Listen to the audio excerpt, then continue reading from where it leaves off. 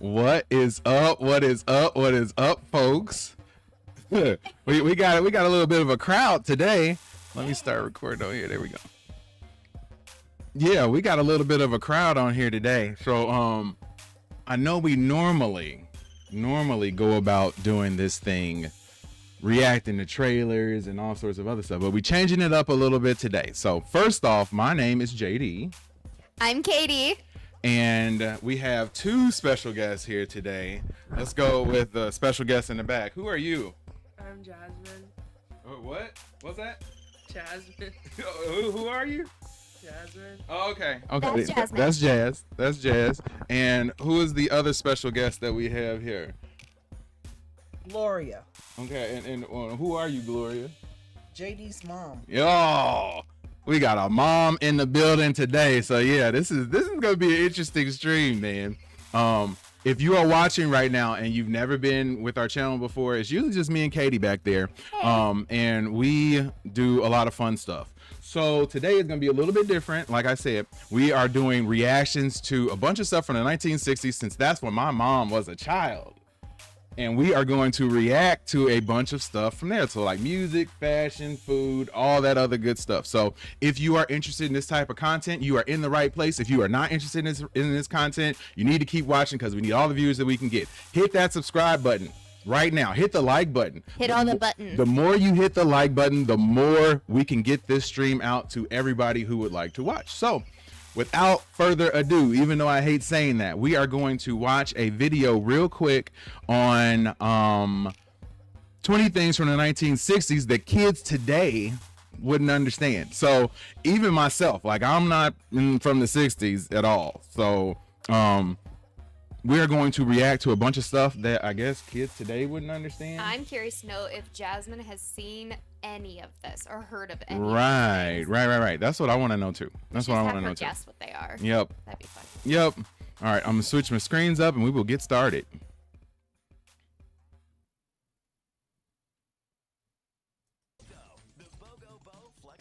Never before have so many children and youth crowded into our classrooms. Now all that's between you and your Coke is...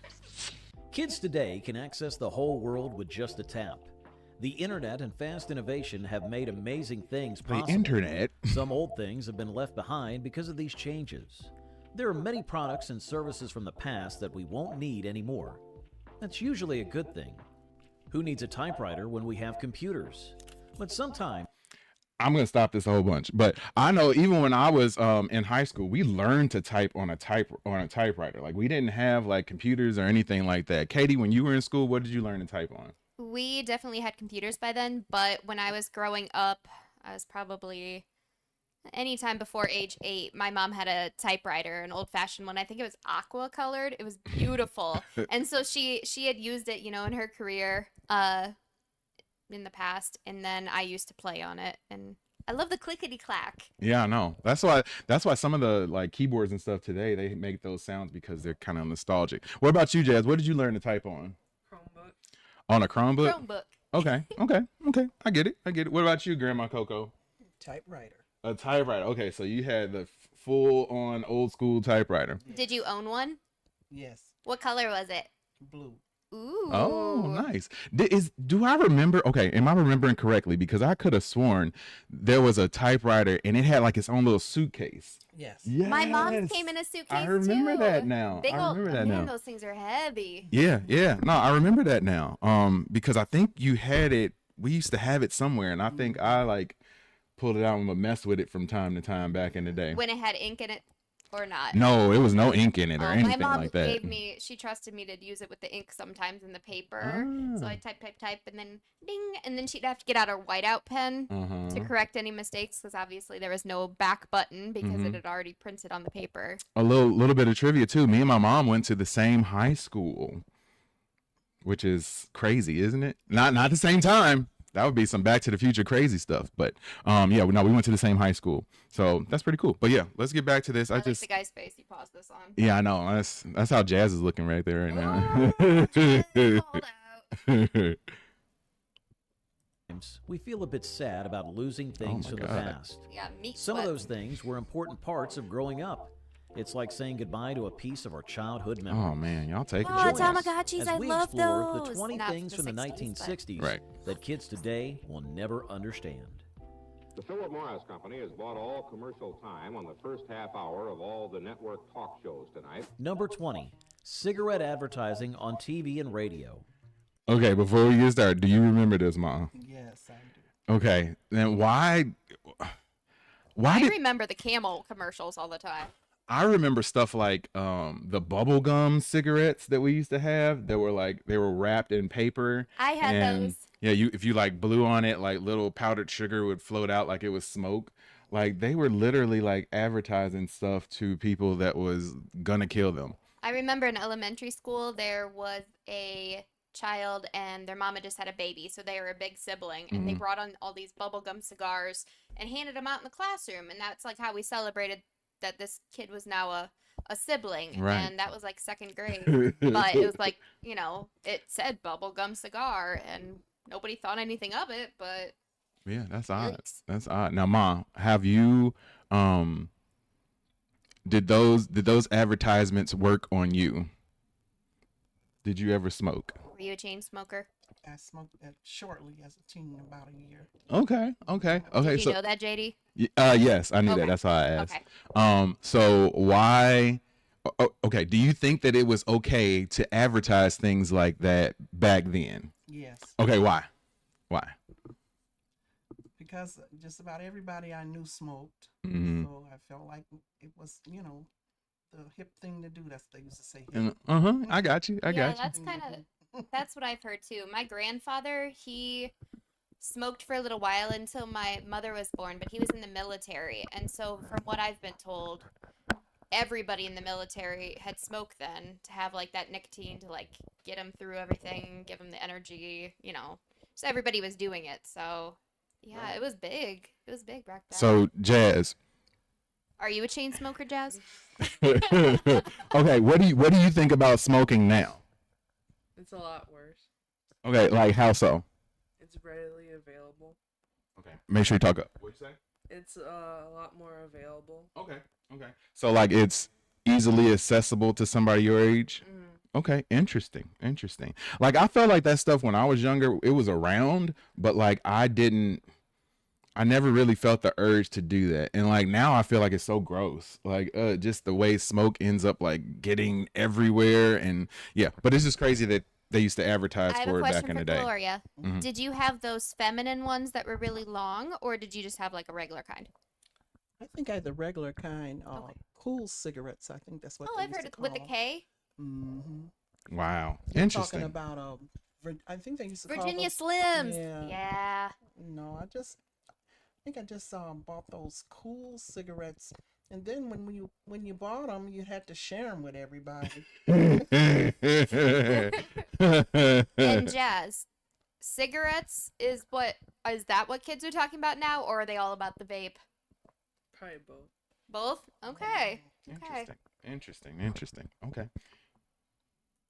For over 2 decades, cigarette commercials were a common sight on American TV until their prohibition in the 1970s. Do you remember like During cigarette this time, commercials and stuff? Tobacco Mom? companies invested significant amounts of money in creating and broadcasting sophisticated ads, aiming to convince viewers that smoking was enjoyable, classy, and harmless. That's classy. As awareness about the severe health risk of smoking grew, tobacco companies responded Ooh, Ronald with Reagan. misleading Jeez. advertisements and confusing claims.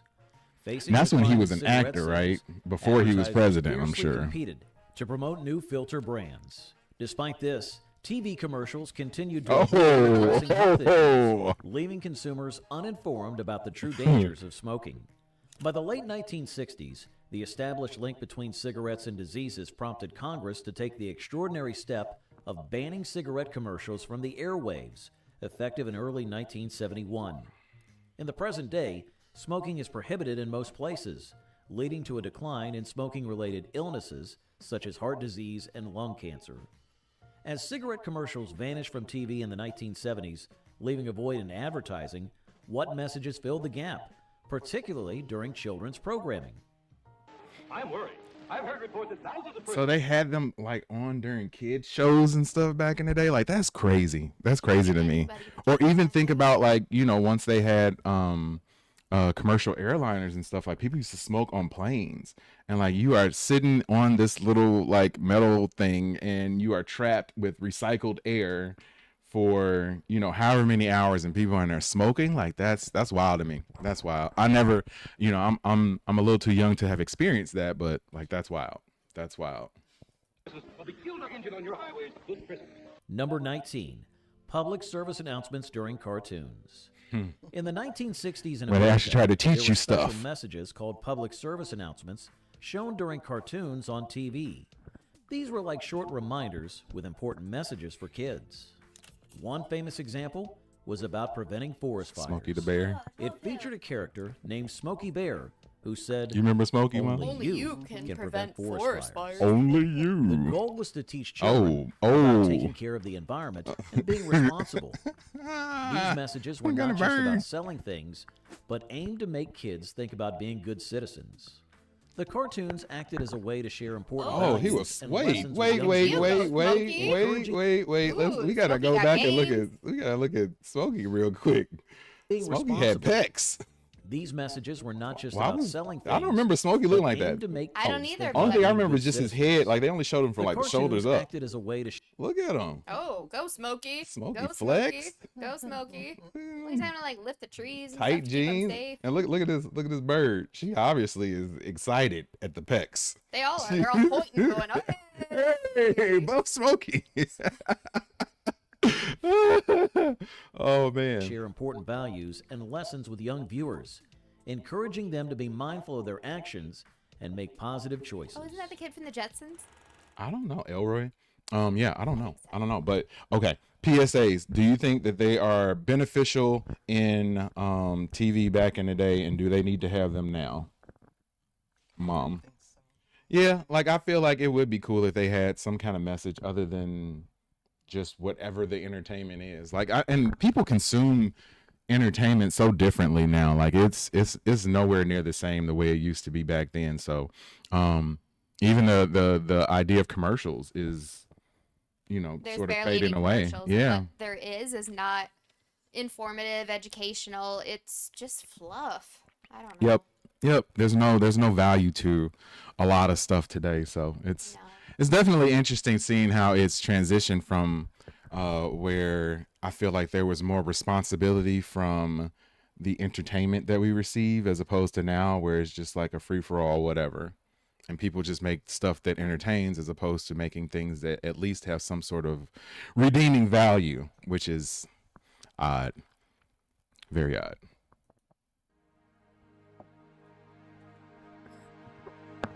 Number 18. Sunday drives as family entertainment. During the A Sunday 1960s, drive. gas Okay. prices were low. Did you ever go on a Sunday drive, Ma? Yes. Okay. So was that legitimately like for entertainment? Like, oh, we just gonna go for a drive today, or were you always just going somewhere? No, they would take you sometimes for drives like to certain places. Mm. They would turn it into entertainment or whatever. Was it like the drive-in movies and the drive-in restaurants like A&W and Yeah, stuff that it definitely came out? that, or a Okay. picnic or something. Yeah. Was it called cruising when they all went out together? They called it then. Okay. We would all pile up in there, and then I remember getting back in pickup trucks. Oh, yeah. In a I can remember going with Grandpa Gene in the back of his station wagon, and like the part where you actually are supposed to like keep the like to storage and like stow things. Like I remember being back there and like there was no seatbelt, like no nothing, and like we would you know, you probably could fit like maybe 6 people in there, but we would have like 9, 10, 11 of us, like 4 or 5 of us sitting in the back area, just like being on the highway and like expressway, like swaying and Bouncing moving. around. And yes, it was wild. It was wild back then. It was wild. Okay, Jazz, have you ever ridden anywhere without your seatbelt? Would you ever feel comfortable enough to ride in the back of like a van or a station wagon Like the without? trunk. Yeah. Would you ever feel comfortable riding back there with nothing? Just It would have to be really slow. you have to be what? Really, really slow. Okay. Oh, slow. Okay. Yeah. I can see that. And it was kind of fun, but like we didn't really think anything of it. We didn't think anything of it. So I'm gonna fast forward a little bit through that. It's funny with the children though. Like nobody thought, oh, let's A leisurely put kids in a outing safe where seat. families Yeah, explore the yeah. countryside. How with other long? How long did it picturesque take areas. before they had like Families also child embark safety on longer seats? journeys to state parks or the shore for their vacations. Like when did those come An along? additional favorite pastime was Did attending people just drive-in drive holding their babies? Yeah. Yeah. Like I can vividly remember at certain points going places with maybe I don't know if it was my sister or if it had to be younger than that, like somebody else's child or something like that. But like somebody riding with their kid in their seat and saying like, "Oh, here's your safety belt," and just putting their hands like clasped around them. Like that's wild. That's wild to me. That is wild. named exchanges. Back in the old days, when people like us were younger, phone numbers didn't start with numbers, but with names. Did you ever work as an The operator? first two letters of the name No, were right? like the first two No, digits okay. on the phone dial. And this started in the 1930s and lasted until the 60s. Before that, they used 3 letters and 4 numbers without area codes or prefixes. These names not only gave you a number, but also told you which part of the city someone lived in. If you've ever wondered why phones have letters on the buttons, it's because of these old alphanumeric phone numbers. People needed to know which letters matched which numbers. In the 60s, the phone company switched to an all-number system, ditching the charming prefixes. A group in San Francisco, the Anti-Digit Dialing League, playfully protested this change, saying it dehumanized the phone system. They wanted to keep the fun names instead of just numbers. As we reminisce about the bygone era of named exchanges on phone numbers, one can't help but question the privacy implications. Car phones. Yet, moving Right? forward to explore the world of telephone party lines unveils a new layer. Party lines. Like did you ever call a party line? No, I never did, but your grandmother knew all about it. So what did she do? Okay, first off, explain to Jazz what a party line is. That's like you call, and then all these other people get on too. You can be just talking. I remember my grandmother telling me that when she lived in Yep. the South. Like a group call. Yeah, You have like- multiple people on Right. on their phones. And that's how people would hang out sometimes would be Yeah. like through the party line. That would be her great grandmother. Mm-hmm. She would tell me that. Yeah, no, that's crazy. That's crazy. I never had those. The only ones I remember were the naughty ones that you could call. I never called them, of course, but They always had those radio ads for 'em, Yeah, they though. always had, like, the call commercials us for a for- good time. yeah. and I remember the one when I first moved out here, and it was like, if you're looking for a really good time, just call me, pick up the phone. Ugh. So creepy. So creepy. So yeah, that's crazy. I love rotary phones. Do you really? I think my mom had one when I was little still, and then my grandmother had one too. And I remember like people don't always use their fingers. Sometimes they like put a pen in there and like turn it quickly. But I remember the rotary phone at Nan's house. Mhm. It was black and it had a green cord, and like Mhm. the cord was like covered in fabric. That's like how old it was. But yeah, I remember learning how to like dial on that phone and like having to push one number and then wait until it reset all the way back to again, then do another number. But talking about telephone stuff now, Jazz, I have a question for you. Do you know my phone number? Yeah. What is it? 309 beep bop bop, beep boppity bop bop. Yeah. 926. Yep, that's 926 your mom's. 9172. Yes, correct. That is my phone number. But Great. Now everybody's gonna be calling you, JD. Yep, Way to yeah. go. All 6 of our fans. That are was gonna his phone number. Now Yeah. we're changing it. call. But the funny part about that is that I can remember my childhood phone number. Mhm. I can remember like Nan, who was my great grandma. I can remember her phone number. I can remember my grandma's phone number in Chicago. Like I can remember those numbers now, but I barely know. Like I know Katie's phone number. I don't even know your phone number, Jazz. Like I don't know one digit of your phone number. But it's just crazy that like you don't have that these days. You don't. No, I People have don't your remember phone those number, things these and I days. have my mother's phone number memorized. But back then, I knew two of my neighbors' phone numbers. I knew my grandparents' phone numbers. I knew some of my friends' phone numbers.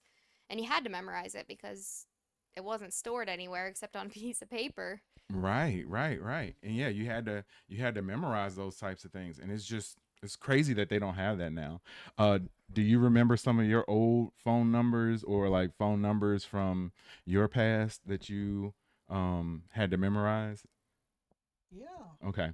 Um I remember I remember our old phone number at home. I know Nan's was 708-331-7674. I remember our old phone number was 708-596-3753. Oh my God. I remember Grandma Dorsey's number was it was 312, but then it switched to 773. So 773 651-2441. Like I remember so many of the phone numbers from back in the day, but like now I don't know any of them. Mine was 309-764-5548. That was our family phone. But Jazz, did you, anytime in your life, has there been like a home phone in your house, like plugged in? That Once for like a month. Okay. Okay. And did you ever make a phone call on your home phone? No. No. I feel like it was so cool though to have like the home phone and then it rings and everybody's like rushing to get the To phone. see who it's for. And then like I remember my brother, he was like a toddler and he just loved to answer the phone. He's like, hello, and that's like how kids learned how to talk on a phone. And now we all text. I was but- saying then now too, like it's been an adjustment for our kids to like learn how to talk on a phone now. Oh, Like, yeah, they they don't know how struggle. to do it. Like Mhm. yeah, it's so different. And I know like FaceTime is a whole different beast in and of itself. But like yeah, imagine back in the 60s, did you ever think that you'd be able to like video call somebody? Never. Yeah, crazy. I Crazy. remember getting our first cordless phones in our house. We went shopping, I think, at Best Buy and came home with boxes of cordless phones. Wow. Yep. All right, I'm gonna fast forward till we get to the next thing. I wish they had those. Where it pops up and tells you what it's about. Yeah. Yeah. but They don't. Had its special ring, so they knew when someone was calling for them. But here's the catch. Everyone on the Ooh. party line could listen in on each other's chats. Imagine having a phone call and your neighbor listening in. It was like that. This made people worried about their privacy. These party lines were mainly found in countryside areas and small towns before everyone got their phone lines. They were popular around the middle of the 20th century. But as technology got better, individual phone lines became more common. So party lines faded away as people preferred having their private chats He looks without so the whole happy. neighborhood tuning in. Look at that sweater. Number Since I- 15, I made all of manual them. typewriter ribbons. All right, I don't want to do Dealing typewriter with ribbons, but I do using remember maps that and and watching them praise fall world. apart. Where we type on our clean computer And keyboards. then we had to learn how to fix those when we were in school. I'm sure you did too. Yeah, there was like a whole little kit that you had to fix it. But yeah, that was not fun. Back then, dealing with ribbons was just a part of using a typewriter. It's funny to think about how something as simple as changing ink ribbons was once a big deal before everything went digital. Number 14, using maps and printed directions for navigation. Now that's something. Go. I know what you're about to say. Hey, Katie, go for it. Oh, my father, he still uses maps. He prefers maps. He will not use a GPS on his phone. When I moved, he still was like, what do you live by? And I'd tell him because he refused to get his phone out and GPS how to get to my home. Yeah, I remember anytime we took a vacation, he had handed me this huge map and I had to find where we are and where we needed to go next. And it was a struggle. Yeah, like I think I could use a map now and probably barely figure out how to do what I need to do and to get to where I need to go to. It would be so much harder. But okay, Ma, did you How was navigating with a map for you? How was that? Kind of iffy. Sometimes hit or miss. But And we definitely had to use a map sometimes. yep, I remember even when I was a kid, we had always had a map in the glove box, like to figure out like if you got lost or where you needed to go. Jazz, have you ever used a map in your life? I don't think so. I can remember when I was younger and when I first started driving that we had MapQuest. MapQuest. You go online and directions. yep. Like, But then you're like having a risky drive because you had to hold the paper And or look wait at till a it. stoplight and be like, Yep. oh, I'm supposed to. yep, oh, I'm supposed to turn here. Like, yeah, it was that was an accomplishment then. Let alone Yep. like the innovation that is like turn by turn navigation now. Yeah. Like literally, I don't fear driving anywhere now. Like because it's gonna tell me where I need to go. Yeah, if I had to like pull out a map and figure it out, that'd be rough. Yes. That would be rough. In the days before everyone paid attention to road signs, special gadgets called old-fashioned way, using their knack for understanding and following where everything was just a tap away on a screen. As people in the 1960s and relied on creative navigation, paper for copies. In the olden Carbon days, paper? before photocopiers, Oh yeah. That's that like black strip of stuff that you put, and then I remember that at like banks. Like you would put your card in there, and it would make like you put a little black piece of paper over it. Then they would like slide across it, and it'll make like a copy of it. I'm guessing that's what that was. You do that in typewriters too. Have you ever used those, Katie? Yes, when I worked at a bank. Okay. It was a very old credit union, so yes, we did use those. Okay, Jazz. Nobody I knew had ever seen them before. I got a question for you, Jazz. Have you ever heard of that before? Yeah. Okay, cool. What way do you use that now? Printer. Yep, in a printer. And then there's another way that you may have used it too that you just don't know. If you send an email, when you send a message to somebody, you put in the to category, it'll say, you put the person that you're sending the message to. Underneath that, it'll say CC. CC stands for carbon copy, and it comes from this. I never knew what CC meant. Yes, carbon copy. And That's I don't exactly think what I've it's ever for. used that because I've never known what to put in that and line. then BCC is blind carbon copy, where you're sending it to somebody, but nobody else will know that you sent it to them.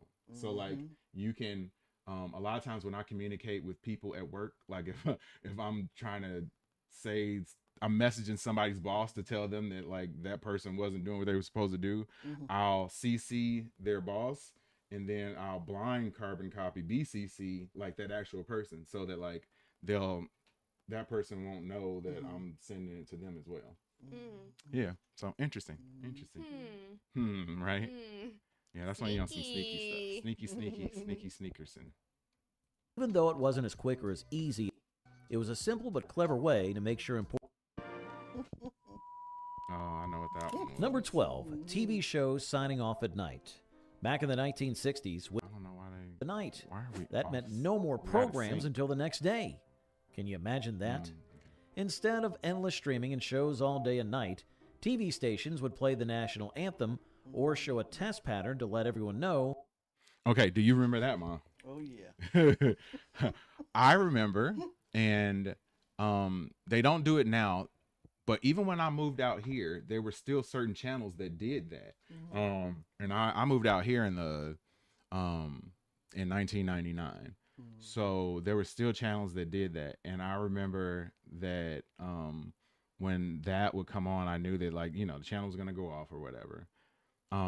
What relation do you have to that when you were younger, when you saw it? It would be time to go to bed. Okay.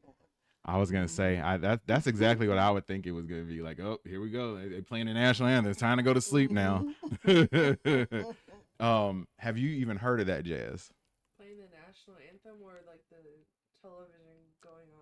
Both. Having that be the send off, like Yeah. at the end of a show, they'd play the national anthem, and then that's how Then you knew the then show the was channel over. would be like done. The channel would be done for the night, and then they start up the next morning. Like there'd be nothing on that station anymore. I just remember for Cartoon Network, it would have like like a 1 minute like good night video, then I Mhm. was like, oh, they're gonna play King of the Hill. That's when kids go to bed. Now it's I grown up watched, time. like 5 minutes of it, but I never really liked it. Yeah, no, I remember that though. I will say I do not remember. I did not know that was a thing. Oh wow. Yeah, it's crazy.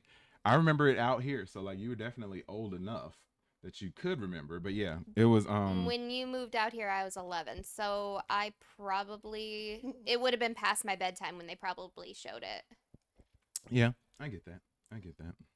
I was a Youngin. baby. Youngin.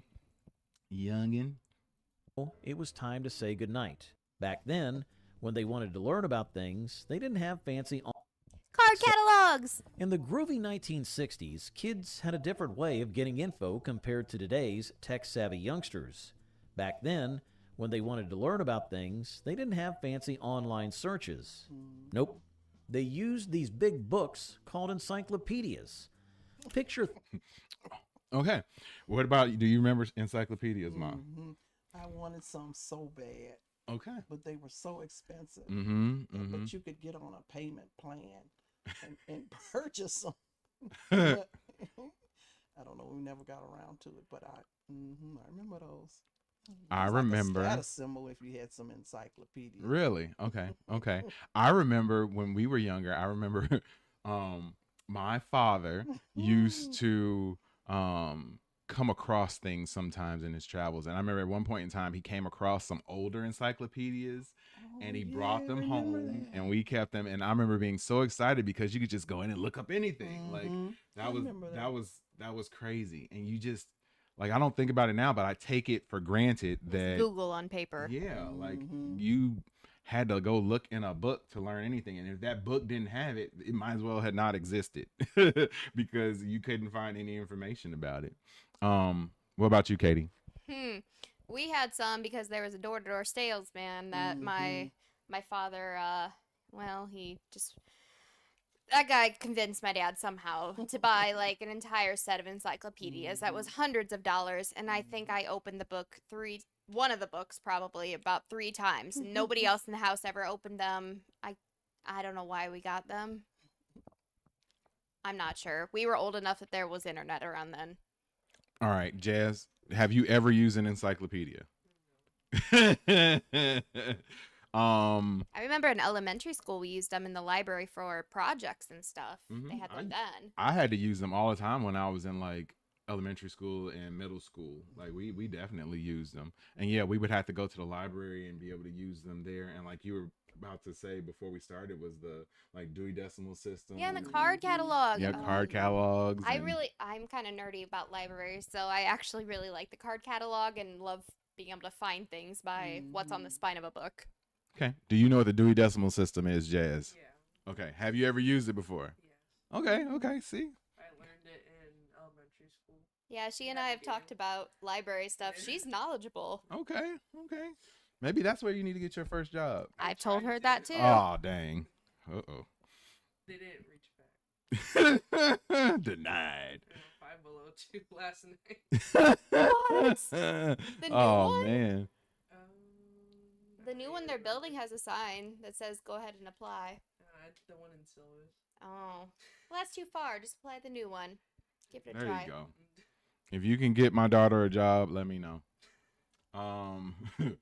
She can do work from home Yep. after school hours. And on Sundays only. Yes.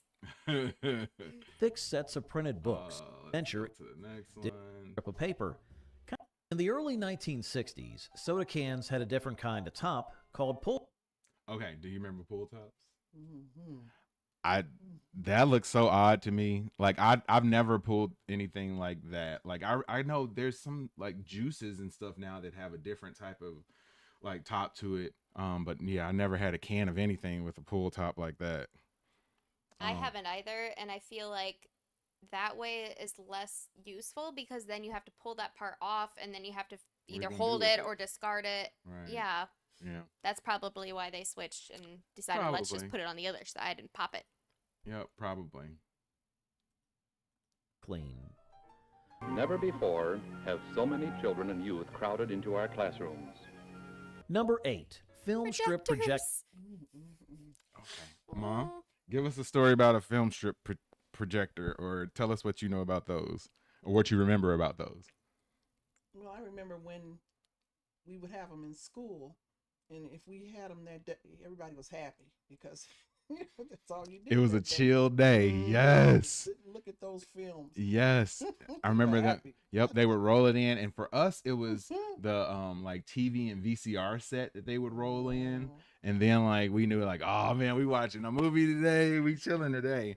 But yeah, it wasn't as much the film strip projector or anything like that. We used projectors not to watch film, but they would wheel in this giant cart that had this, I don't know what you say. It's The overhead projector, is that what you're talking about? yeah, they pulled down this screen that was by the map on the wall by the chalkboard. And it They was a pulled big that thing, down. and it had and like then a light in it. Yeah, and- so they could put their paper on top, and then they could write things, and you'd be able to. It'd be projected on the wall, so everybody could see what they were writing or see the homework and Yeah, I forgot what follow those are along called. with that. I forgot what those are called, but I know exactly what you're talking about. Yeah, that's what we used those for. And the teacher would always have an extra like piece of plastic so that they could wipe or Yes. write on that over what they were Yep, writing on. Yeah. Yep. Yep. The little markers, and Yep. like red or green or blue. And, Yep. Yeah. Yep. No, I definitely remember that too. in schools. Deliveries. What timeless traditions awaited in the quiet routines of suburban doorsteps?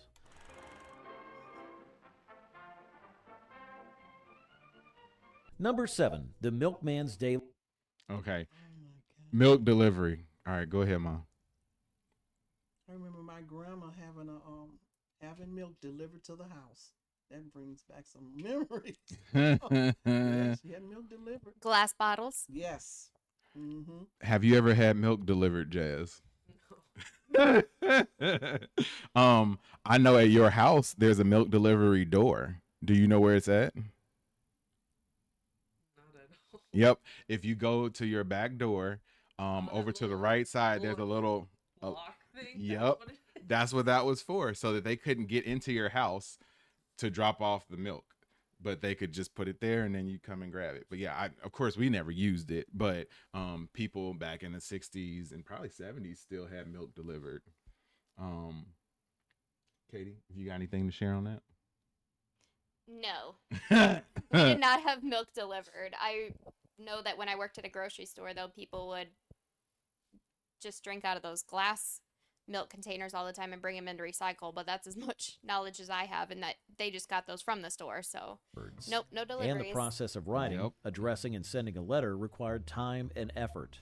Waiting for a reply. Okay, sending letters. When's the last time you sent a letter, Mom? Goodness. It's been a long time. Yeah. Wow. I can't remember the last time I sent a handwritten letter. Mm-hmm. When we were on vacation, I wanted to send a postcard to I somebody. wanted to, too. Yeah. Mm-hmm. From there, like that's always pretty cool. I've sent thank you notes. I sent those within the last year, Mm-hmm. but yeah, I remember elementary school. We had pen pals too, and they'd always be from like some other state, and you'd write to them, and then you'd wait like a week, and then you get a letter back, and it was so exciting. And Mm-hmm. I don't know who my pen pal was. Yeah, I remember I had Sorry, a pen buddy. pal back in the day. Mm-hmm. I don't remember where they were from or what was going on with them, but I know I did have one back in the day. Like that's fun. That's fun. Jazz, when's the last time you wrote a letter? I figured. Added an I element figured. of anticipation. Writing played a significant role in fostering connection, emotions, and maintain relationships over long distances. And they were always in the in cursive. 1960s, the art of letter writing played a significant role in fostering connections and preserving memories, making it a cherished and meaningful practice in communication. Almost like playing two different tunes on the same violin at the same time. Number 5, playing records at different speeds. Okay, first off, playing records, period. Like that's super old school at this point. I know there's a big drive of people now who want to like That are record. like collectors use to collect yeah. them and like want to preserve like vinyl records and stuff like that. The Do new you- machines are more like digital, but they, Mhm. yeah, they're.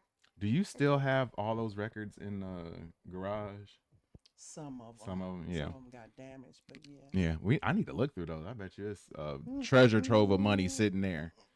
Jazz, have you ever played a record before? Would you know how to play a record? TV. Yep, you just put it on this thing right here. Yep, and then you move this little arm over to the very edge, and then it'll play. Have you ever played a record, Katie? I was not allowed to touch it when I was growing up, but I would watch it spin behind one until I was probably about like 6. I know.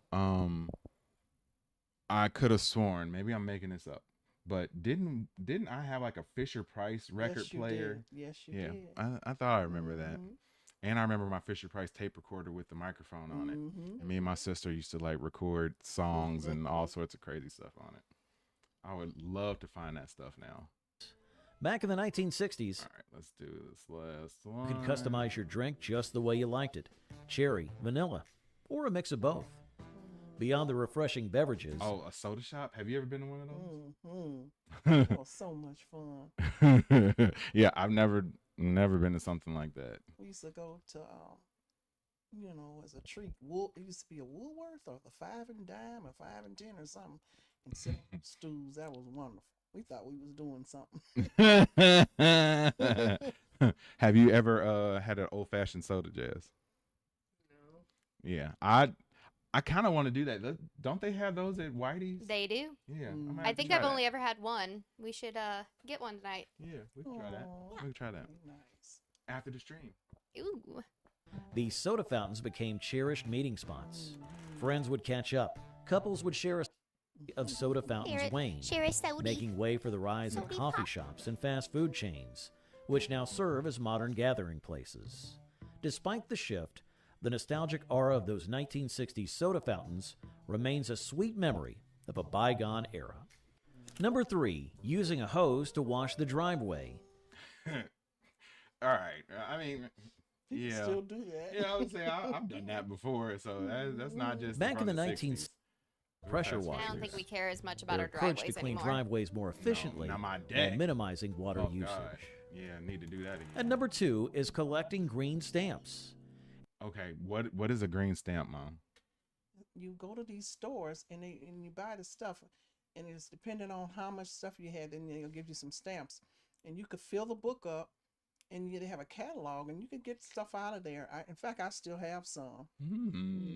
Wow, I So bet it's like you a those are probably reward worth system. something. I don't know. It's but like a I sure reward have system for some. how much you're spending at that store. Mhm. Okay. Wow, still I have bet you some. those are worth money. I don't You know. should find those. Yeah, I bet Oh, you that's I know worth exactly money. where they are. Okay, yeah, I bet you that's worth money because that's Oh. like super. That's Ooh. super old. We're going to school. Grandma Coco's, find some Right? national treasures. Right? Yeah, S&H green stamps. I sure remember those. Have you ever had a green stamp, Jazz? No, but I had something similar.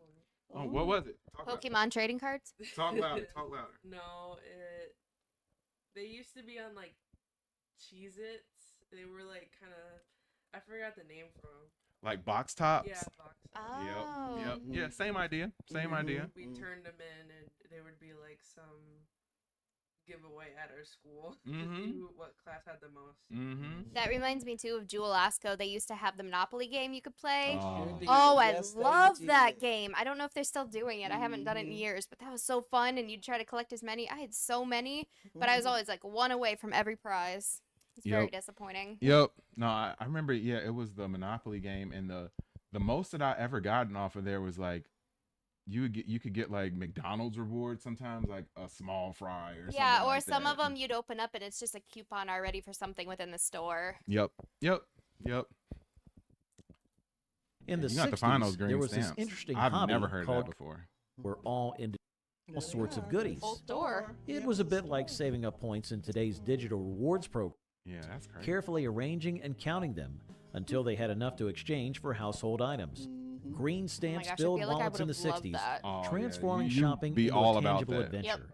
But what about the It's the Hot Rod, the world's first. number 1, the pogo stick as a popular toy?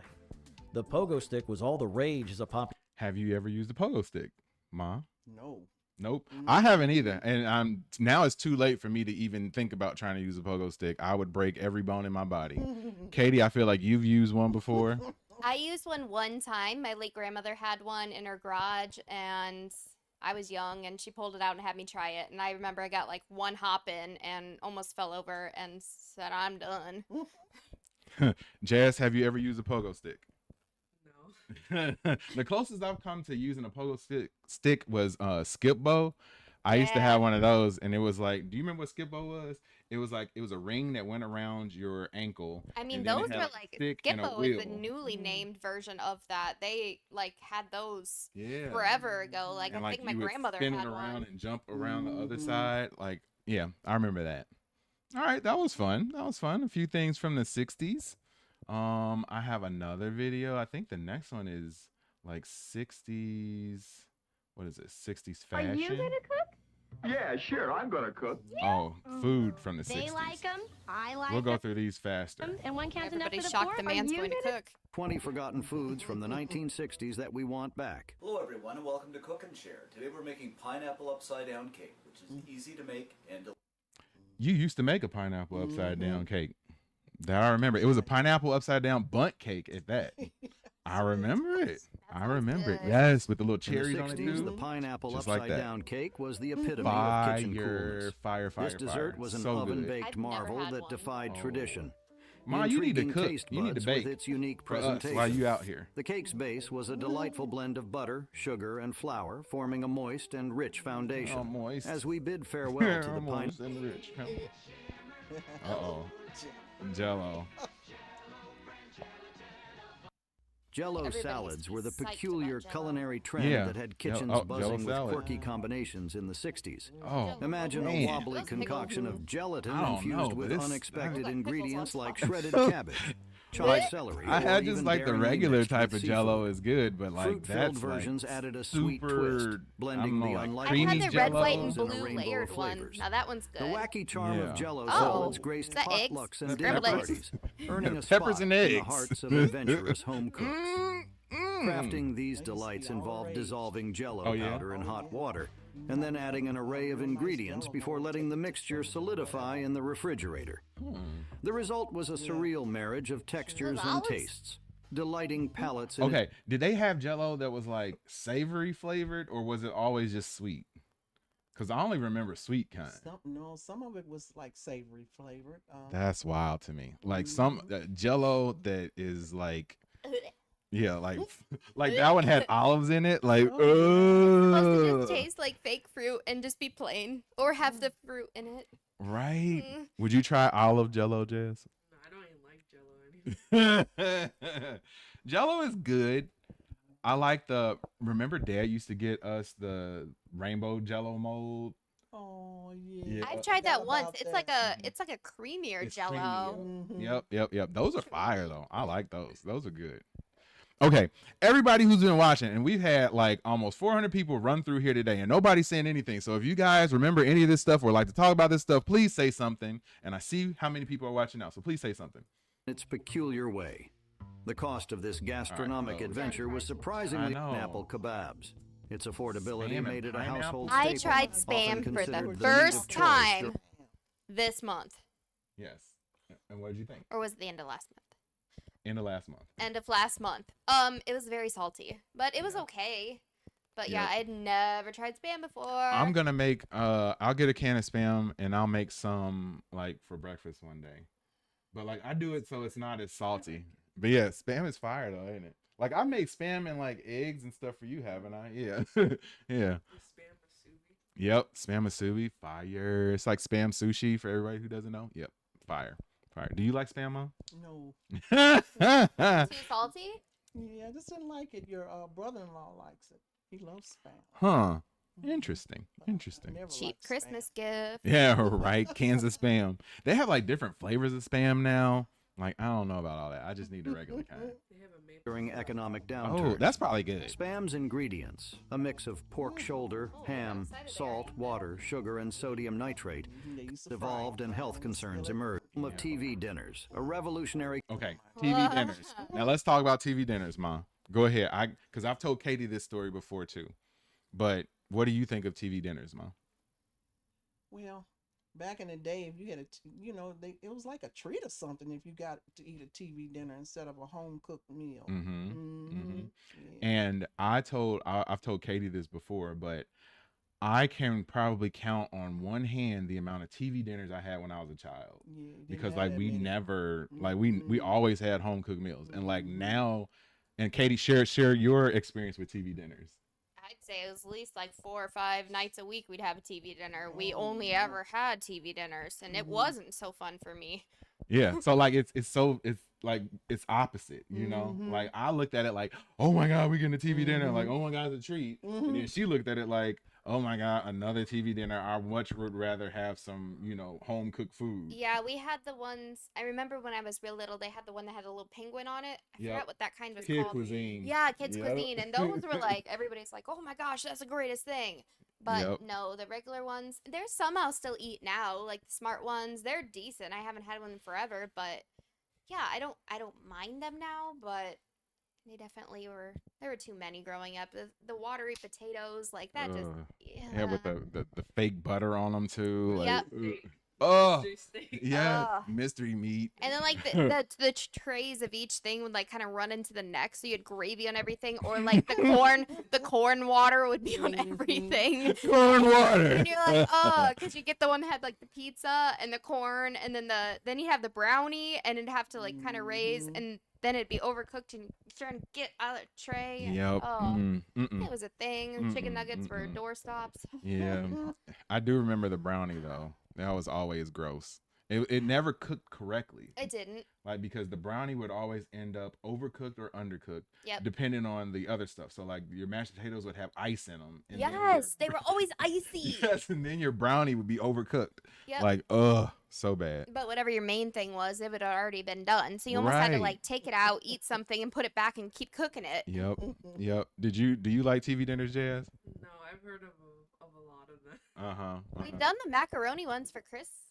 Yeah. I don't know if that's called like a TV dinner though, because that's a little different. That's like a frozen dinner. Well, it's not exactly. It's the same. It's a thing, large but it's size different. of And then I like to spice it up too. Like, so I'll add like cream and cheese to it, and then put it back in the oven and like try to make it better than what it actually is. Yeah, at least a little bit better. But yeah, that was. Look at that.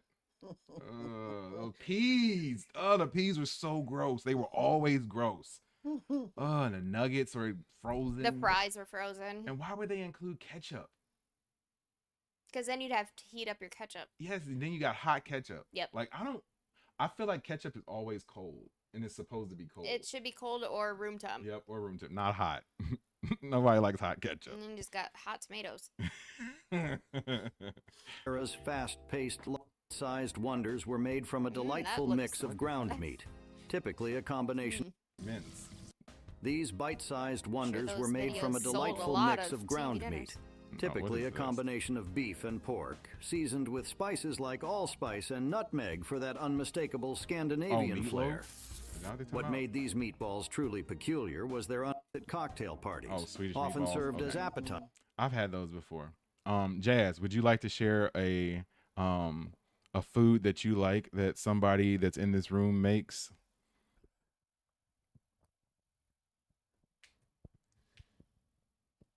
Swedish meatballs? No. Oh wait, the barbecue meatballs. There you go. There you go. Okay, what do you always say? And I know she always says like, oh, when Grandma Coco comes out here next time, she needs to make those barbecue meatballs. She talked about it last week. Yes, just like last week when we were on our trip, she talked about it. For real, I haven't made those in years. For real. Still talks about them. Because I had them at a potluck. And they were really good. Yep. Do you like Swedish meatballs, Katie? I feel like it's not one of your things. Blech. Yep. Knew it. Knew it. Or as a comforting main, too much. often found in Swedish gatherings and potlucks. The cake's preparation was as fruitcake. Oh no, I didn't want to do that.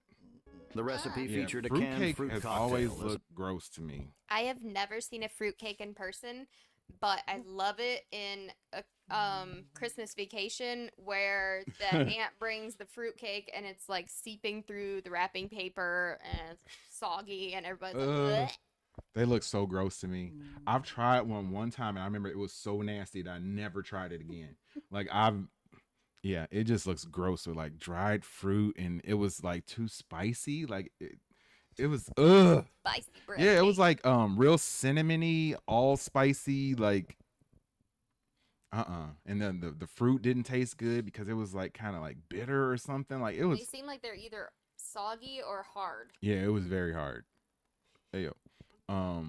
A star ingredient adding juice was often is WFS for a dish called noodles and tuna fish and casserole. Oh, I love that. embodying Yeah, tuna I casserole. love that. Tuna My mom casserole used is to make fire. that all the time. both convenience I didn't even and like comfort. peas, but it was fine in This that. concoction Used to brought make together that. pantry staples, Fire. And transforming Nan them used to into a make that for family sure. favorite. I love the crunchy The heart part, of the the breading. casserole Yeah. consisted of canned Yeah, the little, tuna, like, offering crispy a budget-friendly Yeah. source topping. of protein. The tuna noodle casserole. Let's switch gears and explore the next must-have food item that has been lost in time. In the swinging Uh-oh. 1960s, Let's see. the culinary scene was groovy, and one quirky dish that rocked the dinner Oh, chicken tables a la was chicken a king. la king. Okay.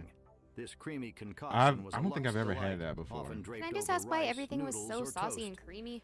Why was that a thing? To just like have all your food floating in some liquid. Yeah, I don't know. I don't know.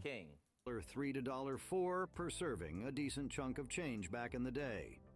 As the 60s danced into the 70s, Chicken What? La King Looks like- lost its hip status, overshadowed by new culinary trends. While it may not be as mainstream today, this dish still occasionally pops up on retro menus, reminding us of a time when creamy, dreamy chicken ruled the gastronomic I always landscape. hated it when the noodles would be a Fondue little took the overcooked and then culinary they'd be scene hard. by storm in the United States. Have you ever had fondue, Mom? Mm-hmm. Was it cheese or was it chocolate? It was both. Oh. Not Grandmother in the would same fix pan. that when she have her little. She was in a club and she called herself trying to do something, you know, impress the people. She would make that. Wow. Yeah, I feel like that's cool now. Like I would want to try that like now. I've never had fondue before. I had like the chocolate fountain and stuff before. Have you ever had that? But yeah, I've never had like fondue. But I bet you would enjoy that. Like they give you all these different things that you can dip into like the cheese, and the cheese is already melted, It's and like then you little just eat it. cubes of like cake, and then there's fruits and. Well, that's for the chocolate ones. Oh yeah. And but the cheese one was more like crackers and like little like bread balls and stuff like that. Yeah, and you would dip that into the cheese. I feel like Katie, you would gag on any of this. Not the cheese. No, that sounds disgusting. But I did do the chocolate one time when I went to a rich friend's house. She had a party. I feel like they have them at weddings and stuff a lot, like the chocolate fountain. I've never seen one since. Oh yeah. Now see, that to me at a everybody buffet, that using sounds it? gross. That sounds so nasty. You know, some people are putting like Yes. reused silverware in that. Or they Adding a sneeze. touch of Swiss Oh, my sophistication God. to but the communal Please experience don't. made it a popular. The tangy concoction Tang. with vitamin C I quickly love became Tang. synonymous with the Love space age, it. You sure making did. its Love terrestrial it. debut as a breakfast Tang is sensation. so good. Whip up this tangy treat, one simply needs to Oh, mix the it was like an vibrant orange powder drink. with It wasn't water, like a orange juice, space-age and it potion wasn't like at the orange tip of your Kool-Aid. fingers. It was Its like astronaut more endorsement citrusy. fueled It its wasn't popularity spicy like back on Sunny Earth, D turning is. Tang Like into Sunny a D burns household your name throat. and a symbol of modernity. I never liked In the Sunny D. groovy 60s, But a yeah, canister no, of I Tang I cost definitely around remember 35 Tang. cents, Yeah, providing an Tang is good. We affordable got to and get convenient some. morning pick. We These can add tubular that to the treats list. were not just a snack; they were a symbol of futuristic fare inspired by NASA's Oh, like quest for freeze-dried space food, I'm guessing. sustenance. Originally developed by Pillsbury as a convenient and nutrient-packed option for astronauts, Space these sticks gained energy? cosmic Do you popularity. remember this? Yeah, Maybe chocolate. Oh, I thought it was like a beef stick, but it is, but it's chocolate.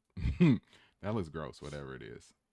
I've had like the freeze-dried food and stuff Pineapple, before. mandarin orange slices, mini marshmallows, and What coconut. is this? Oh, ambrosia salad. fruit salad that is quick, easy. Did you ever make that? I was gonna say, I Peculiar know nature I've reached I've new had that heights at a with the bunch of addition like of family maraschino get-togethers and cherries, stuff bananas, before. strawberries, Have you ever had it, grapes, Katie? and crushed pecans. no, a true because fruit it always has fiesta. nuts. Oh yeah, What and made that'll ambrosia truly wild But, was its or rather, I unpredictable have had it dressing. before and Some had an recipes allergic opted reaction for a creamy because it blend had of nuts hiding mayonnaise, in it. whipped So cream, it or looks cottage amazing, cheese. but Jazz Creating likes a it so much sweet she's and crying savory back there. dance on the taste buds.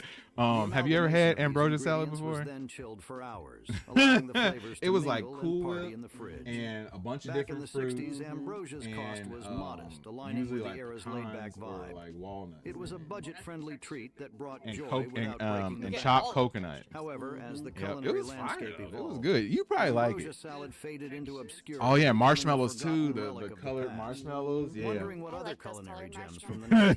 1960s They are do. They waiting to taste be a little different They too. did. Mhm. Stick around as we delve into more forgotten All right, dishes what- and what- health Let's just put the concerns single contributed cherry to on the its top fading when it's presence done. on grocery shelves. I don't know In what the this swinging is. 1960s, meat the pie. culinary Chiffon cake? spotlight shone on the chiffon cake, a forgotten gem that revolutionized like angel dessert food? tables. It looks This like airy it. confection soared to popularity, baking powder and flavorings. This cake took the baking world by storm. Mm-hmm. Now I Its know I've secret seen weapon, that pan vegetable before. oil lent a certain ethereal It quality, looks almost like making angel each bite food. a Yeah, heavenly looks just experience. like it. Mm-hmm. In terms of cost, the chiffon creamless looks a little appetizer thicker, from though. the 60s. Fruit punch bowl and Hawaiian punch. I don't like Hawaiian punch. Not now. Hawaiian punch back in the day used to taste In the different, 60s, and it was boozy better. punch was the life But of like the now, party, boozy creating punch. a Yeah, boozy whirlwind of punch. fruity flavors and spirited Answer that question, Mom. conversations. This forgotten food You ever gained had boozy punch popularity as before? the go-to social Little boozy lubricant. punch. I'm here With for its that. That signature sounds blend of amazing. fruit What's in flavors, it? fizzy Let's look it soda, up. and a generous dash A of dash liquor. of liquor. The Which kind? concoction was elevated to the next level when served in punch bowls, Mhm. adorned One with would be glamorous floating unspiked, fruit and the ice other one ring, would be turning spiked. any gathering into a groovy But then all the high affair. school dances, somebody would Making spike boozy it. punch was In an like art every form, old with movie and hosts TV show, experimenting somebody with was always exotic spiking the fruits, punch. Spike the secret punch, liquor yep. blends. Yep. As tastes evolved, SOS Oh, faded from the SOS. culinary Oh. spotlight, You ever had that? seemingly lost in the shuffle Okay. of I changing had it. food I had never trends. heard of it until I While got the to college, and they 1960s had it one nostalgia day may in have the relegated cafeteria at cream college, chipped beef and I on was like, toast "What to is the this? It looks like archives of puke. culinary Like history. it looks so Pockets of disgusting." Then I tried, it, and I was like, enthusiasts "Oh, it's still okay." appreciate its But retro charm. Katie, I Hungry grew for up on more that, throwback and treats from the 60s? I actually Get ready liked as we it, dish out but another round of I did culinary not know of nostalgia. it as SOS. It was just corn chip beef, and so that was like one of our little TV dinner things. We take it out and we just microwave it and put the holes, and then put it on toast. Back Yep. in the 60s, and the I know iconic Waldorf salad, I never born had in the Waldorf luxurious salad Waldorf before. I've heard of Astoria it, but I never Hotel had it in before. 1896 experienced a culinary What is revolution. it? It's like coleslaw. Initially a simple mix Yeah. of apples, celery, and Yeah, mayonnaise, that's it. the salad's Apples, popularity celery, surged in and the mayo. roaring 20s when Try it. walnuts joined the party. Oh, By walnuts the joined 60s, it party. became Yup. a symbol Yeah, of that's why I sophistication forgot. with its medley of celery, Everything has fresh to have green nuts. apples, walnuts, and grapes dressed Would in you cream try and it, Jazz? mayonnaise served on a lettuce bed. And SOS This was forgotten gem on was a an affordable Poop on a indulgence shingle. costing Yeah. around $1, enticing both Yep, elite that's what they diners call it. and everyday food enthusiasts. Yeah. Armour Star Vienna sausage and Armour Star potted meat. Oh, Now, Oh, Vienna Vienna sausage. sausage. That was another childhood These staple. canned Okay. Just take it out of the Now, can and just eat it. Now I was gonna say, now I know you probably grew up on them, and I remember when we were younger, people wouldn't say Vienna sausage; it was always Vienna sausages. Not in my house. Uh We had another name. oh, what was that? They were little weenies. Hey. I remember, I think I was in middle Hey. school, and I said something about little weenies once, and everybody's like, "Oh, what?" And yeah, apparently only my home called them little weenies. So thanks, mom and dad. And you used to I know you got a story about these, Mom. Not too much, except for we used to have those, and I remember your grandfather. He would whip out, open up a can of those with some crackers. He thought he was doing something. Yep. Yep. They're not bad. Vienna. Yep. Vienna sausages. And I remember the texture was always like slightly mushy and rubbery at the same time. Like, yeah. A little moist. They're a little rubbery and wet. Cooked little sausages weenies. provided a Yeah. swift and savory solution for those seeking a quick snack Wow. or meal edition. Wow. Packed with flavors Oh, that and chunky beef portability, stew. They became a versatile ingredient, finding their way into appetizers and stews Oh, alike. look at those little guys. Crafted so for fancy. efficiency, Oh. Vienna sausages were a testament to the era's fast-paced lifestyle.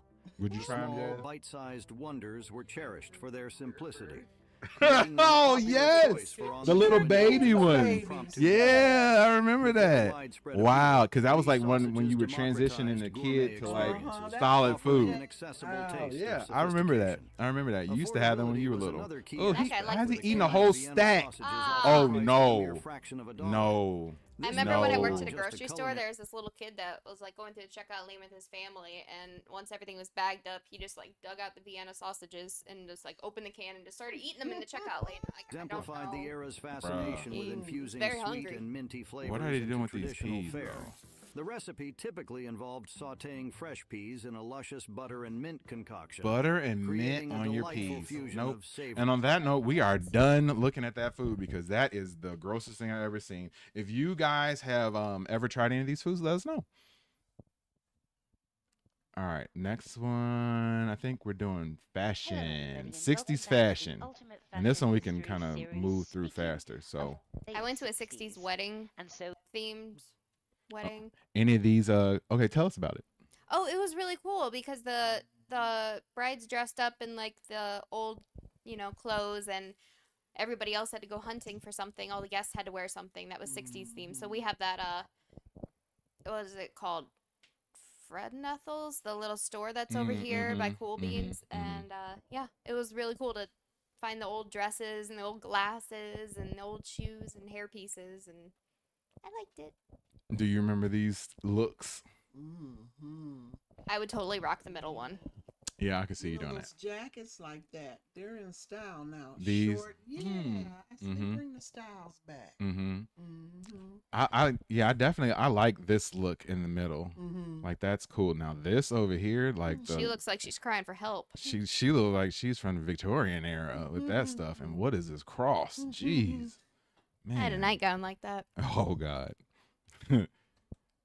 60s was really just an extension of the fashions and shift dresses in simple but quite bright colors with slim skirts. Yeah, I don't which, know. of course, is an extension of the Shift Chanel dress. cardigan suit Okay. idea. Not, The early there's an 60s, F in it. 60 to 63, it was the era of Jackie Kennedy. Yeah, But also, yep. the new look continued into the early 60s, but with a slightly more conical shaped skirt. From 1964 through 66, we see the British invasion and that high mid-60s modern look. Did you ever Mary have any Quant looks was like the these, Mom? designer Who really Yeah. vanguarded this look fashion during this We need mid-60s pictures. period. I know. Using That's what we metallics need. What is and this strange mirror textiles. skirt And then chain in the combo? late 1960s, the That late and 60s the style is crazy look too. was romantic and And you can tell the nostalgic. late 60s stuff was bleeding into like the 70s stuff with like both of these two looks on the Bohemian end. kind of, Yep, and- yeah. yep. The more like flowy 70s style clothes and stuff. Dressed this way in the late Beatles. As our guide Yeah, in the the early Beatles. 60s, young men still We'll do wore some Beatles stuff in a little bit too. sexuality coming in, and by the late Okay, 60s, did you like the Beatles? Okay, cool. I grew up all in music. 1960s, it was very I like that still hair. with a lot of these atomic shapes like the flip hairdo and Oh, the man. You've all seen the movie Hairspray. This is the era of Hairspray and these incredibly sculpted Oh man, to Vidal that's Sassoon, definitely very come famous back. hairdresser. Like asymmetrical bob Women kind of didn't look. have a short Thankfully not geometric that bob. short though. Yeah. This was a popular hairdo. This is The flat relatively on top normal and now, and like loosely you see hanging somebody having their styles. hair like Again, that. My hair is get that. this childlike 10 years and ago? or natural Oh, hair, got a fro. of course, was the Then here's Mama ideal. over here Makeup smoking. in the early 1960s, it really was Now just this the I don't know. That same looks like that used to be a idea guy. as 50s makeup with the That's cat that blue eye eyeshadow. and false Mhm. eyelashes. That, yeah, it looks kind of like a But drag then, queen in style the now. I had blue 60s, although eyeshadow. the I was false going to middle school eyelashes rocking that still bright blue continued. eyeshadow. Did you ever We do get like the the very makeup like flea-like, that when you were childlike younger? round No. doll Okay. eye and Yeah, I pale was lip. wondering. And then, Mhm. if you want to play around with Oh, that's makeup how Josh should go ideas to in the school late now. Definitely 1990s, moving towards the 70s Can I over get you some? here. because this looked so different to this, which looks so different to this. One of my Yeah, pet this is moving peeves to the is when students 70s tell me that and hippies come from hippie the style. 60s. Of course they don't. I think I would have Hippies come really, from the really loved to dress like a the hippie. gypsy Yeah, peasant I feel like you look could of the have, you would have been 1970s, good in which the we all know 70s. was a Everybody very just being different fashion kind and loving moment. each other and peaceful. Like, Okay, question. That's Was it more kind in the 70s from your experience? Like, do you think people were kinder then than they are now? Yes. Okay. I know there's a lot of protesting, but it was for Mhm. like Mhm. peace. Mhm. And then too, like especially like as far as Black history goes, like the era of the 60s was a huge era of change. And like, you know, you just then really had the beginnings, or not exactly the beginning, but that's when integration got started. Like it was how what was your experience like as a child going to school? Well, let's see now. When I was going to school, we went to school with white people and whatever, and everybody seemed to get along. I didn't have any problems. It didn't start till I got in high school, and it seemed like people started drifting apart or whatever. But for the most part, when I went to high school, Thornton was very diverse, and everybody, you know, everybody got along with everybody. We had all the music, and we had all the music and everything. Interesting. And yeah, you had. In fact, I'm on Facebook. I'm still friends with some of those same people. But yeah, it was different era. I was gonna say, and that's so different from like, I know Jazz, your school now is, it's pretty mixed, isn't it? Yeah.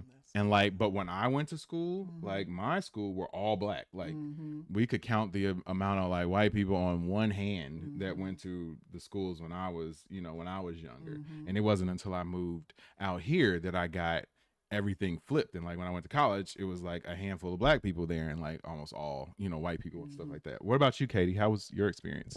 My schools are always pretty mixed. We had everybody. Yeah, and it's interesting that, you know, those, how, especially for me and my mom, how it sort of flipped, and you wouldn't necessarily think that it would have been like that. I hope this But episode yeah, of that's fashion. That's 70s. We're not doing the 70s today. This is Dance Crazes of the 60s. Come on, everybody, clap your hands. Oh, you're looking good. I'm going to sing my song. It won't take long. We're going to do the twist, and it goes like this. Now, do you remember all these dances? What would happen now, Jazz, if you pulled that out of school dance if you did something?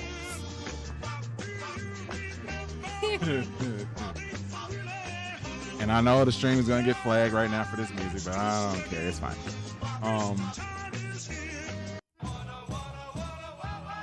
The Watusi. Okay, did you do that one? See, that's what I miss. Like I would love to have been able to do like the whole Back to the Future thing and like see you as like a teenager and like see Dad as a teenager. Like that would be awesome. That would be so much fun to like go back and like interact with you guys, or just be like in the background and be like, huh. And I see Mom over there doing crazy stuff. And now she's all, you know, buttoned up and sophisticated. The dog? Oh my goodness. Oh no. We were prohibited from doing the dog. Why can't you do the dog? Too much booty shaking? Something that you couldn't do the dog. Couldn't do that. Oh yikes. Here is the suit. It's just right for the swim. Uh-oh. Yep, I need to see that. Yikes. Come on, everybody. Come on in. Bobby's going to show you how to do the swim. The swim, huh? It's just swimming, right? On land swimming. You shake with it. You gotta have some style. Let's see you do it, Katie.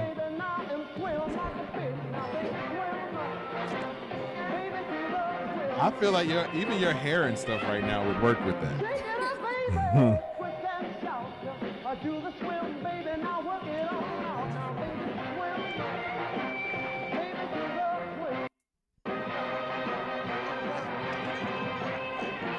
Mashed potatoes. Why was all the dances like object foods or like something that you would think, oh, we're gonna do the refrigerator now, like, right? We're gonna do the window.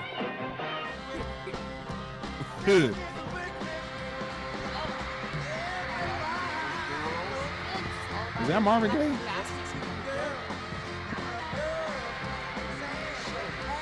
Man, they really out there. Is that supposed to be attractive? Because all these dances don't seem attractive whatsoever, especially the dog. Like that was rough. Oh, the pony. Oh my God, look at this man. Oh my God, look at this. Very attractive dance. He is ponying it up. Oh my goodness. Jazz. Break out the pony for us. Come on, you got it. Let's see you do it. Oh my goodness. I want to see one that makes me think, oh, that's a cute dance. That's attractive. These aren't it. Right here on Hollywood A Go-Go. Let me give you a few simple basic facts. Wow. All you have to do is take the bump. I'm dizzy now. Bump beat. Let's see, with little then he can go over your head. What is he doing? Is he sick? The originators of the He's retching. Hollywood A Go-Go presents the Lark. Is it called the wretch? Oh, the jerk. Okay. It's called the wretch. The puke. Everybody do the puke. I mean, they look like they're about to throw up. Hey, help me. Help me, I'm gonna vomit.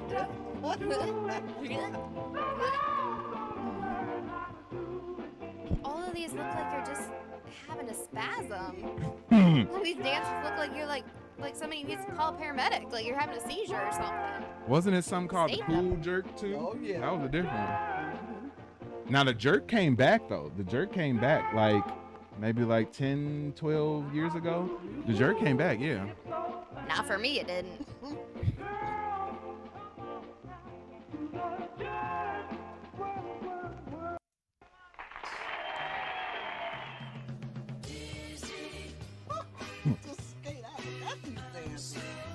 Why did these all catch on?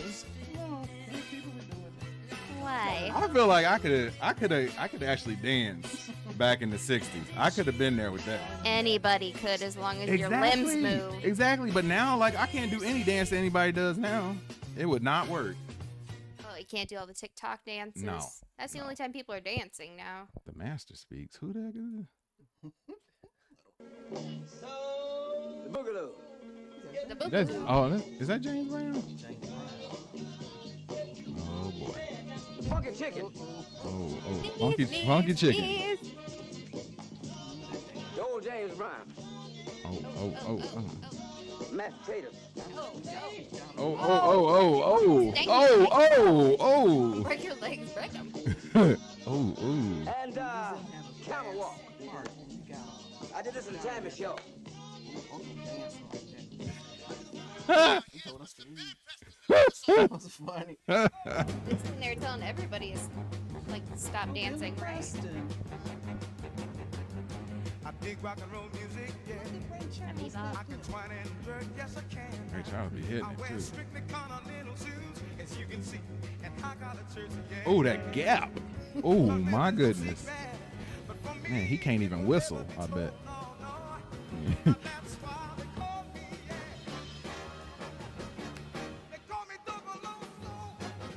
Concerned about his hair. Oh, goodness. Shucking and jiving. How much of leave did they Oh, have to look at that. How you do that with his knees? Put it on one leg though. Watch. Look. Hold on. Here you go.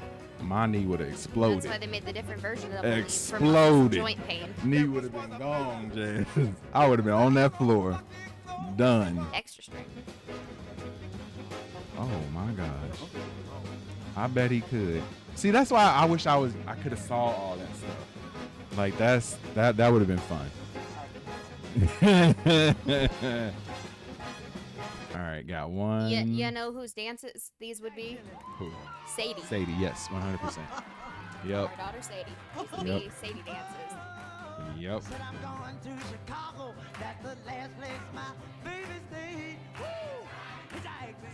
Obviously, these are women from closer to our generation now. I even got the dancing thumb. these old ones.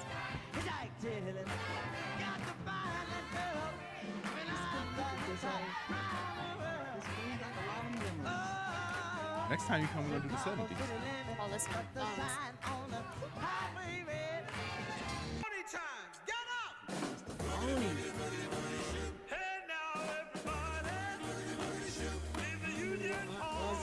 Yeah, yeah.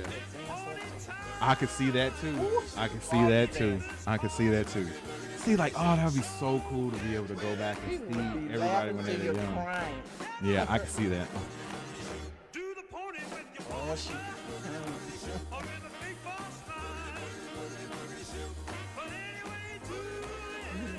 Oh no, your mom probably. Maybe, but I don't think she went to dance. I don't know. Maybe. I think I got a picture of me doing that. Mm-hmm. Can I pull it up on my phone? I have to send it to Robert. Come on, Jazz, I'm waiting for you. Where you at? Where you at? Where you at? At least do one, Watusi. Shake it out. Shake it out. Shake it out. Shake it out.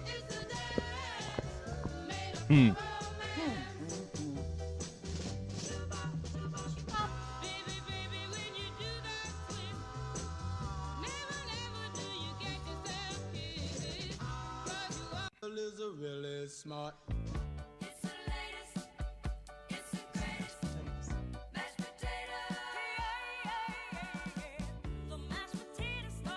Potato toe. Potato. But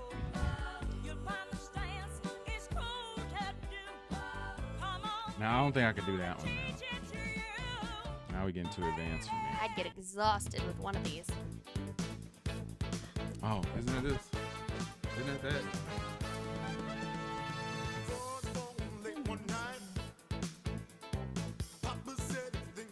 Did you ever do the hand jive? Look, Katie.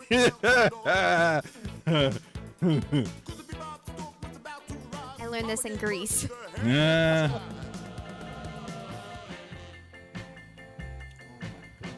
Bro. Oh no. That's called when your knee gives out. Mm-hmm. Walk along. Oh, The offer. It'd be a long line of us doing that. I know some of the people listening and looking. Mm-hmm. Mm-hmm. Mm-hmm.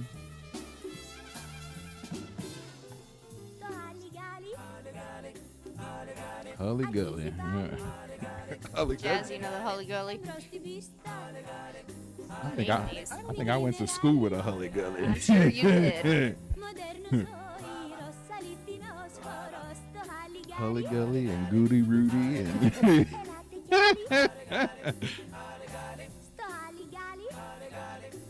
Holly Golly, I know her too.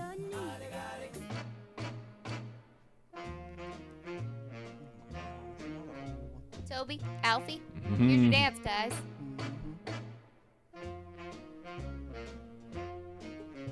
See, dancing was more inclusive then. Like, anybody could do most of these things. Like the stuff that's out here now, ain't no way. Really? Like I could do this now. And nobody gets together to dance. Yeah, you're right. And when you go to a school dance, everybody's Yep. just How like, was your school dance, Jazz? Did anybody dance together? No. they do their couples, Figured. and then it's like you're either all on top of each other, or you're like out of ways, or you just grinding all over them, which Yep. is cool, but yeah.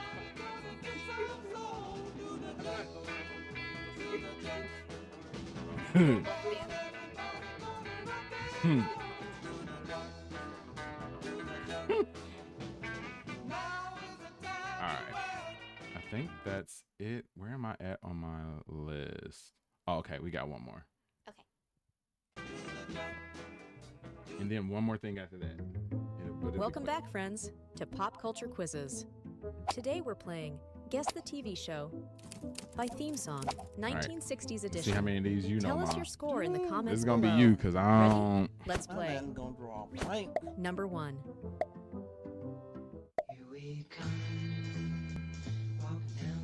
Look at monkeys.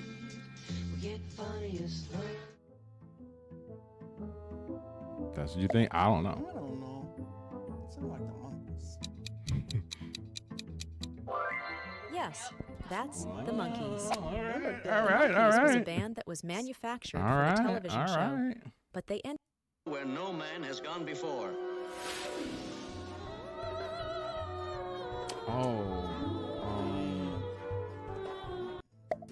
I know a lot of people remember that, but I can't think of that. Stop. Sure, it's Star Star Trek, Trek, the original. original series. Yep. This Original Star groundbreaking show Trek. featured the first interracial kiss on American television between Captain Kirk and Lieutenant Uhura. To boldly go where She was pretty.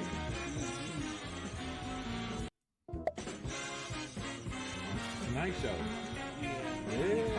Yeah, Tonight Show.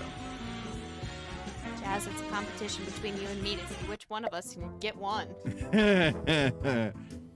Yeah, Tonight Show. You're right. It's The Tonight Show Yeah, starring Johnny yeah, Carson.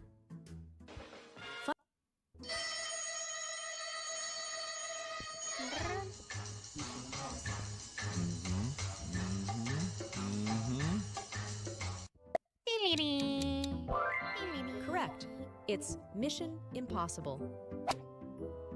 The iconic Oh, I know Dream that Genie? is. I Dream Genie. Yep. My brother and I watched that. Yeah, I used The to watch reruns it. of Yeah, all the of it. reruns. You know, remember they Oh, was Bewitched. My bad. That was Bewitched. I always oh. got them mixed up. Oh, yeah, Elizabeth Montgomery. I always The thought she role was of pretty. Darren I was watched played both by of two them. different actors, starting with Dick And they York used to for the come first on 5 seasons. when I was young. They Then, used to come due on to Fox health issues, during the Dick day. Sargent stepped in for the Like remainder of the 32. series. During the day, because I'll be over at Nan's house Number while 6. you were at work, and like I would see that stuff.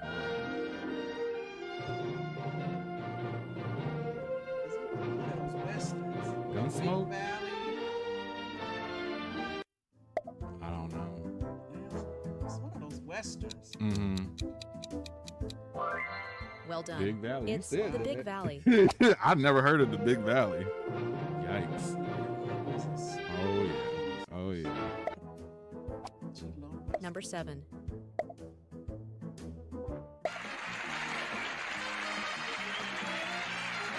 With hardcore. Prices? No, not Prices Right. Dating Game? No. Correct. Oh, Carol It's Burnett. the Carol Burnett Show. Oh my goodness. I did not know that one. It sounds like I know this one. Nope. It was the Monsters. Oh, okay. Wasn't it? I think so. I think. I just know the music. Yep. Yes, it's The Munsters. Yep. Another show that used to come on Channel 32 during the day. And no, this Did would you come know on that Fred Channel Gwynn, 26. who played Herman Munster, Remember that? had to Yeah. wear 40 pounds of padding for his role? Yep. If you guys are watching and I see you watching, jump in and let us know what you think if you can keep up with us. Oh, well, it's used in another song now. That's why we know it. Rolling down the tracks to the junction. Let it go jump. Forget about your kids. Nothing. I'm empty on that one. Absolutely. It's Petticoat Junction. Nope. Yikes. Number 10. Andy Griffith Show! Yeah. I think Yeah. I've seen every episode. How many of these do you know, Jazz? Any of them? Also starring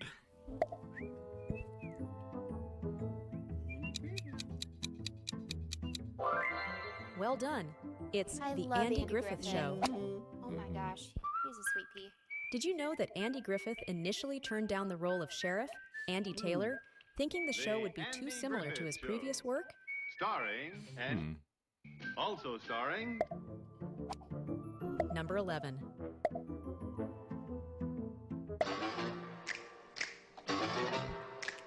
Do you know this one, Jazz? What is it? Good job. Good job. Yeah, you get a sound effect. Absolutely. It's the Addams Family. Oh. Despite Look, their creepy macabre look. appearance, the God. Addams family were portrayed Fester. as a loving Oh and my close-knit God. family. challenging traditional family stereotypes. It was funny though. Like it was legitimately funny. When people come to see him. Oh, that forehead. Number 12.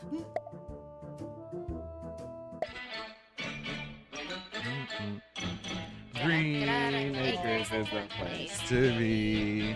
Farm living is the life for me. I think I saw one episode. Right, but I knew the song. Yeah. That's right. I just It's saw the Green reruns Acres. of all of these things because they'd show them The show's all theme on song, the same channel. Green Acres, Yep. became a hit on the country music charts. Number 13.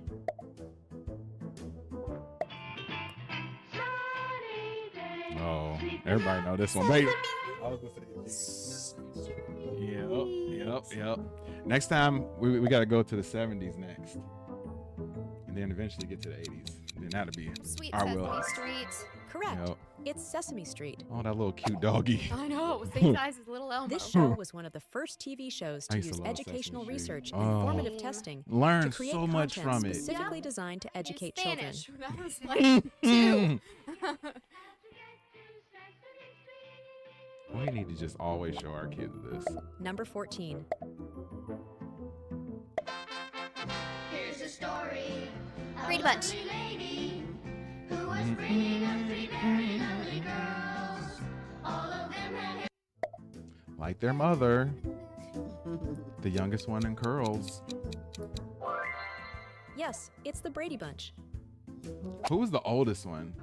Did you know that the Brady Bunch house exterior shots were filmed at a real house oldest located in girl. Studio City, Jan? California, while the No, interior Marsha. shots were filmed on a soundstage Marsha. at Paramount Studios in It Hollywood? was Marsha, Jan, and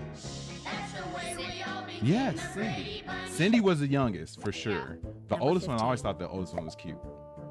The nose episode. No, that was in the movie. Yes.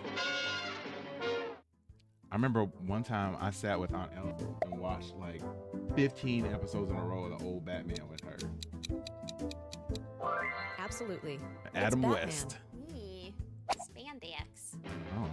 Fun Ooh, fact. that logo. This show was so popular during its Yeah, initial logo. run that Everybody all ABC aired chins. new episodes twice a week on both Wednesdays and Thursdays.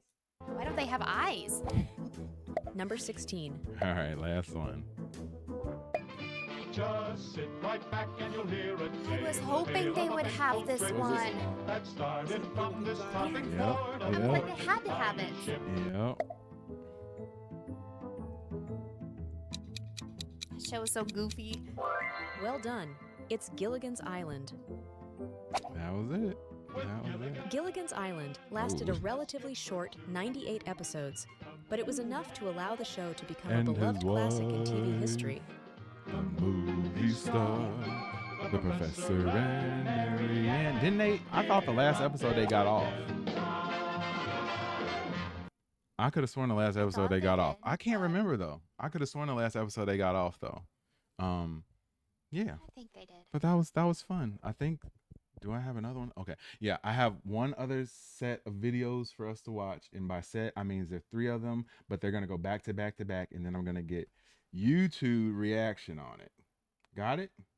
Okay. Because it's not for me. I don't really know anything about it. Okay. So once we start, then you guys can start the reaction. Got it? Mm-hmm.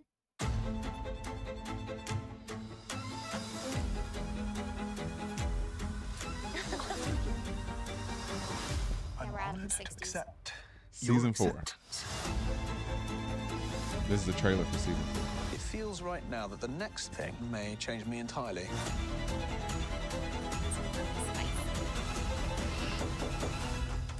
Hello? I hear we're fitting you for a suit. I already have an outfit for tonight. Oh, no, it's not for tonight. It's for the masquerade ball.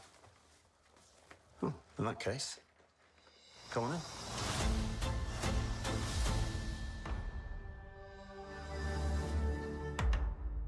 All right, that's one. Well, we begin another season. Welcome to the set of Bridgerton Season 4.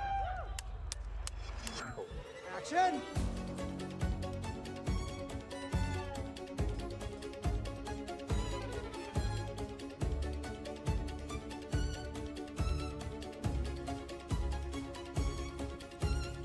You look so excited, Katie. It is a spectacular night. It's gonna be great.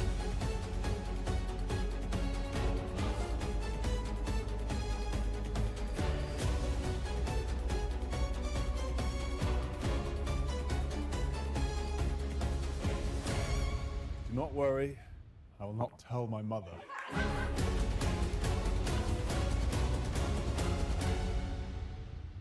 I'm glad he made it. Welcome back.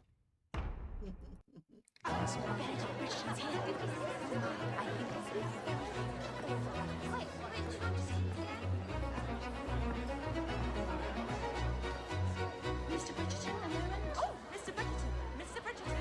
Over here.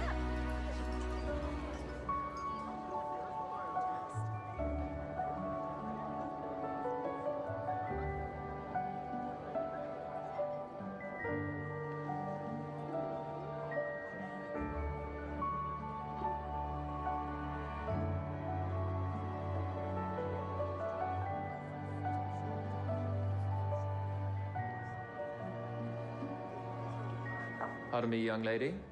Could I trouble you for the next dance?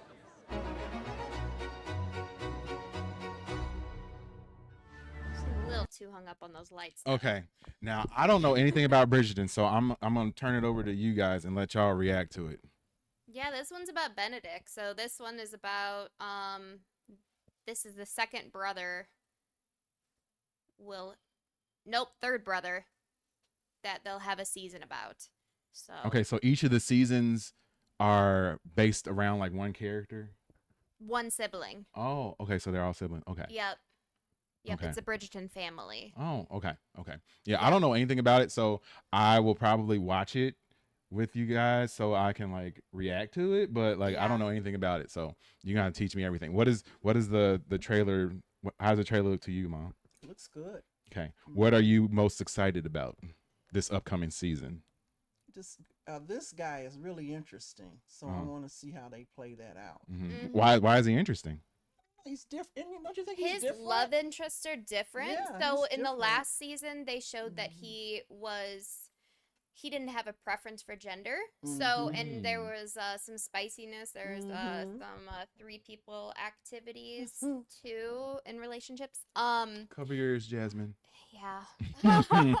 But so that was in it, and so you kind of were left hanging in the last episode, which wasn't, or I mean the last season, which wasn't about him, but you know they all kind of have their little stories in there.